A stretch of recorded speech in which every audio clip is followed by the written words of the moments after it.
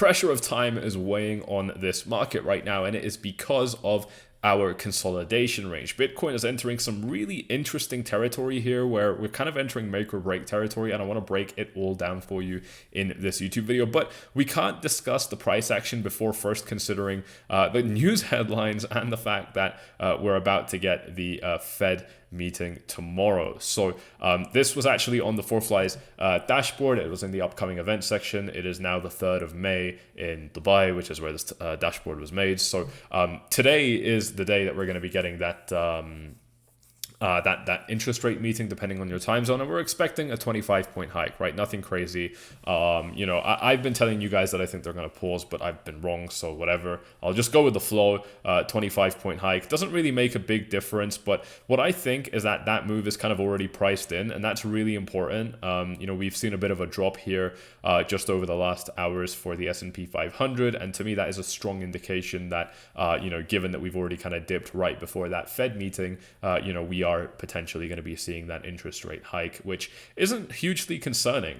You know, I'm not too worried about what we're seeing with regards to that particular news, you know, but what it could mean is that this is going to get worse. I don't know, whatever, not a big deal to me. You know, what I'm more concerned about is the chart that we're working with right here, and it's the daily EMA ribbon. So if we take a look at this chart with the daily EMA ribbon, we can see that we kind of bounced above it, and then we've now come back down to it again, and that is where things are starting to get a little bit concerning, and I want to show you why. So here's the deal, right? Like with our EMA ribbon, when we're bouncing off it, if we're not really getting a particularly strong bounce like this, you know, we're quite likely to then come back down and fail it and then collapse below, which is, to be honest, kind of what happened here. I don't know why I said this is a strong bounce. It's okay. It's a 15% bounce. It's definitely good, but Bitcoin has been able to produce much better bounces off the EMA ribbon in the past. Here's an example from low to high. This stretches up by 18-19%, which is pretty nice. Here's another example. This is obviously a really big one from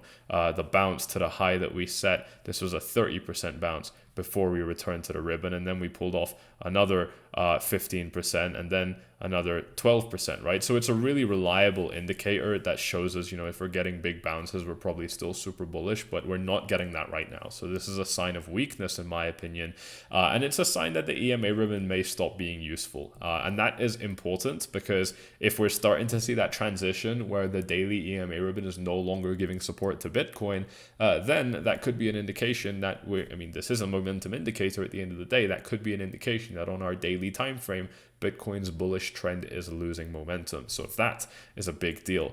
Now, the reason I'm not super concerned about it is right after it is our Ichimoku cloud. And we were in a similar situation back in 2020, right? We failed our EMA ribbon for, you know, about a week, maybe more, whatever, but it was fine. Nothing really happened. We fell into the Ichimoku cloud and we found support, and then we rallied up, right? And this is the same fractal setup right here where we consolidated, went up, came back down, right? So right here, consolidated, went up, came back down. Same fractal pattern that I've been talking to you about for a while. So if you're subscribed, you're going to know all about that. And we fell through it again, and we fell into the Ichimoku cloud again, which made for some really nice trading. You know, this Ichimoku cloud is a very, very reliable area of support for Bitcoin in my experience. It was super reliable here when no one believed in it. And right here, you know, I think if Bitcoin collapses, it's just got such a big open cloud that could really, really do some work for it, which means that, yeah, even if we lose that EMA support, we're just going to fall directly into the Ichimoku cloud, which historically has been really bullish for Bitcoin. So it's just not something that I can kind of make myself worry about, right? I'm just kind of not that concerned about what's going on here. You know, if we're looking like we're consolidating and then we kind of hit the range low and we're consolidating at a high, and you know, there's all sorts of indicators giving us support, to me that is something which you know, is quite a high probability setup, and as a trader, that's what I'm looking for. But on that note, I do want to bring something up to you guys, because as you know, Bybit is introducing KYC within the next few days. So as a trader, that's going to be a problem for a lot of people within just a few days. If you can't do KYC or you don't want to do it for any reason, you should know that there are other options available. And I've actually started working with BingX. These guys are really cool. I told you guys about BitGet yesterday, who I was working with in the past. They're also a great exchange, but what's really interesting about BingX is that you have commodities, indices, and Forex, which is absolutely amazing. You can trade all, oh, of course, and stocks. You can trade all of these other markets using your Bitcoin deposit, which is absolutely crazy, because I'm going to talk to you a little bit about the S&P 500 in just a second as well. But to have all of these available to you with a crypto exchange that doesn't require KYC is not something that you find every day. So if you want to check it out, when you sign up using my link in the description, you're going to get up to $5,000, potentially even more in bonuses, just for signing up using my link in the description. If that's something that you think you're interested in, if the Bybit KYC thing affects you, or if you just want to have other options, which you are totally entitled to have, check out BingX right here. I'm going to be using them as well and telling you guys all about it. I've already started to use it. It's a solid platform, just like the rest, one-to-one proof of reserves, everything that you would expect. These guys are worth a check if you don't want to do KYC, if you don't want to worry about, VPNs and all the other stuff like that, and if you just want to start trading with other options as well. But here's the thing, actually, on the note of the S&P 500 is that, what we've done now is, from the point that we broke out, what's happened here, and by the way, this breakout is something else we spoke about on the channel, so shout out to those of you that were subscribed back then as well. When we got this breakout, what the S&P 500 ended up doing was rallying high quite nicely up to this resistance level that we're still struggling at, and then we had one nice big pullback. Then we rallied up again and we had a smaller pullback, and now we have an even smaller pullback still. And that is actually a pretty good thing in my opinion, because if we kind of zoom in and look at what's actually going on with the S&P 500, we're continuing to set higher highs within this market, and we are clearly continuing to set higher lows, meaning that from all angles, we're still in a healthy trend.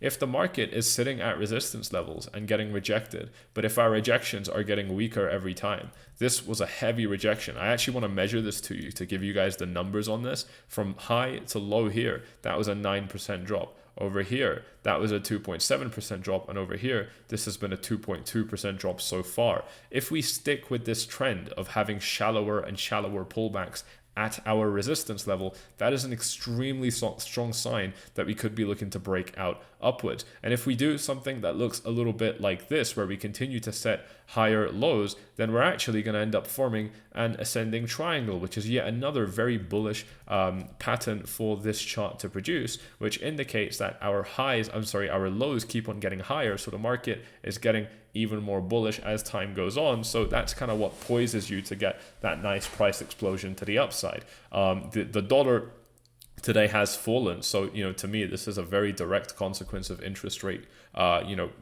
news being priced in before it actually happens, which is so typical, because we know that it's not the news event to look forward to, it's the lead up to the news event that people trade. And it's only really the sheep at the end that get slaughtered, who are still kind of like unsure of what to do, and then they maybe make a decision when the news actually comes out, right? That's the worst time to do it, because everybody has gotten the news now. You have no advantage anymore.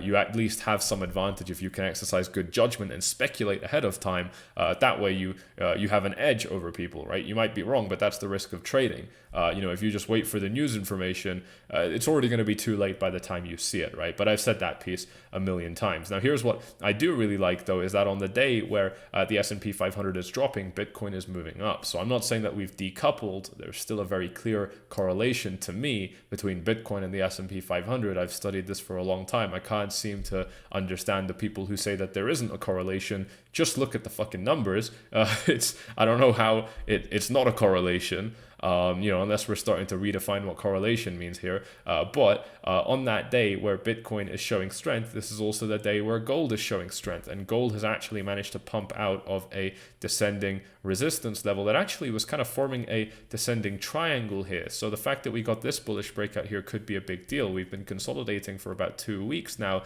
and we've now gotten a really nice big breakout, the biggest price action that we've seen within a while. 2% move within 16 hours, 8 hours. I know it doesn't sound like anything crazy, but for gold, this is pretty high levels of volatility, right? Here's another example. This was a 2.3% move that happened across like 12 hours. It's kind of like as good as it gets, really, for gold to form a move like this. So this is a big deal in my opinion, and we could be ready for things to start moving. And you know what? What's better than all of this is that Bitcoin is up, gold is up, and if we take a look at the dollar is down a little bit, but we haven't actually set new lows, which is a really big deal, because gold has set new highs Bitcoin has set new highs up here. It was a little while ago. We're talking about what's happened a few weeks ago, but these two assets have set new highs in their market, but the dollar hasn't been setting new lows. All right. And that to me is a really strong sign of strength, because what we need for things like gold to set new highs is a weak dollar.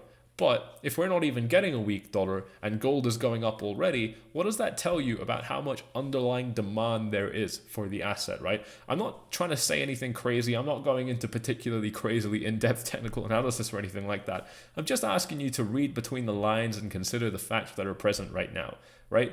If we've got a situation which is kind of like bearish for the dollar, neutral leaning bearish, right? Not amazing, right? I mean, we are at a support level, but you know, we know we've tested this area. I've covered this with you before. The fact that the fact that the dollar has already managed to form a bounce is very strong evidence to suggest that we might not get another one, right? Typically, we only get one bounce, if we even get a bounce for the dollar with its major support areas. That's just another bit of analysis that I've shared with you guys on this channel way back. So if you were subscribed, you're going to know all about that. You know, and so like it's kind of like a neutral, you know, slash bearish leaning kind of situation for the dollar. Yet in that environment, which is not perfect for gold, which is not perfect for Bitcoin, we're seeing really good positive price action. You know, I mean, for me, it's hard to shake that. You know, I want to be very clear with you. I still completely expect that Bitcoin could end up dropping back down to 25K. It would make a lot of sense. You know, and here's what kind of makes it complicated for Bitcoin is that we've got our kind of not intraday price levels, but we've got our like micro support levels, right? And I can just drop a few of them to give you an example, where these two yellow lines are the main areas that define the range that Bitcoin's in right now. But then in between, you can kind of, you know, drop lines like at these price areas, right? And you can say like these are all support resistance levels as well. The thing about these lines, and the reason that I've drawn them for you and now just removed them, is because we're just kind of like moving around erratically in this price range. You know, I showed you, I think, the 𝗬𝗢𝗥𝗙𝗟 dashboard a little bit earlier, and you can see the long and short ratio is super high again, which I'm going to talk to you about in just a second as well. That has some strong implications on the market. But just with these support levels, the fact that we're just kind of like up, down, you know, like now in the fucking middle, you know, we're not showing much regard for these kind of micro support resistance levels in between this range, which makes the entire range all the more important. It makes the boundaries of the range much more important if we're not even responding to the levels within this range. So, you know, I'm really going to be watching very closely to see how we interact, especially with the support, because there's a good amount of support here. This is the thing, is like if the worst happens and Bitcoin starts trending down, it's got such good support coming into May that I'm just not that worried about it right now. You know, so that is something that I'm going to be very interested in watching. And of course, if we move to the upside, then, you know, hopefully we break it and we rally up, right? And that's what we would love to see. You know, and all of this is complicated by the long and short ratio. You know, the last time our long and short ratio looked like this, where we had 1.7 long positions for every short on Binance retail traders, we ended up getting this ridiculous price action. We had to flush the leverage out. People were trading all sorts of crazy shit, and the market just kind of hit the reset button. You know, and that's what we saw right there.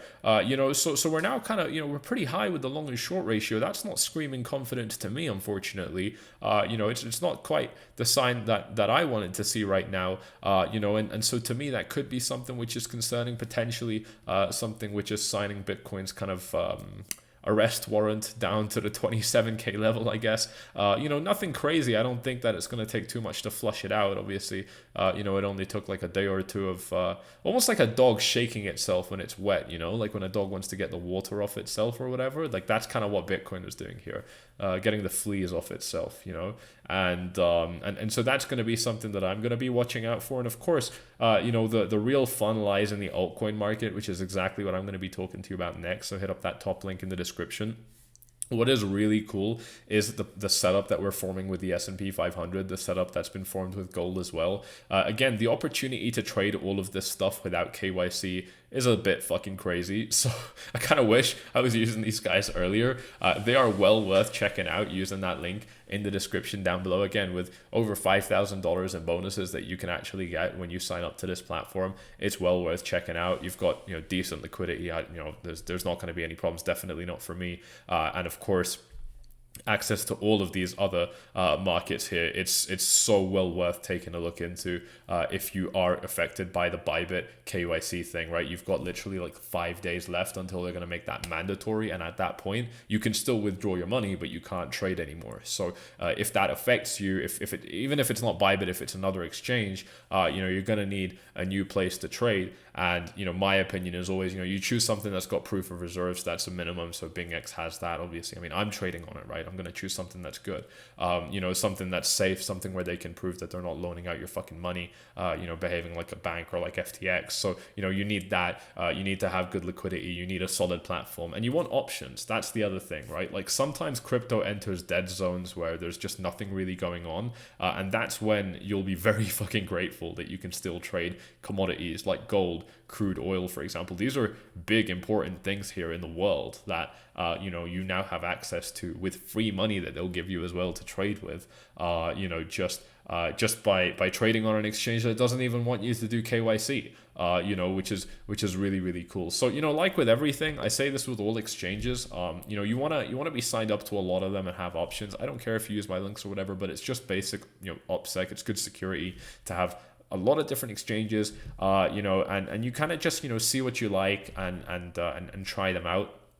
BingX is a great candidate for that if you don't want to submit KYC. I told you guys about BitGet yesterday as well. They're going to give you up to $8,000 in rewards. They're also solid. They're a great platform, but you won't get access to other markets like these. So, it's up to you guys. I'm going to be using both, and I'm still going to use Bybit as well. I like to keep my options open. You guys know me. So there you go. I hope you have enjoyed this video.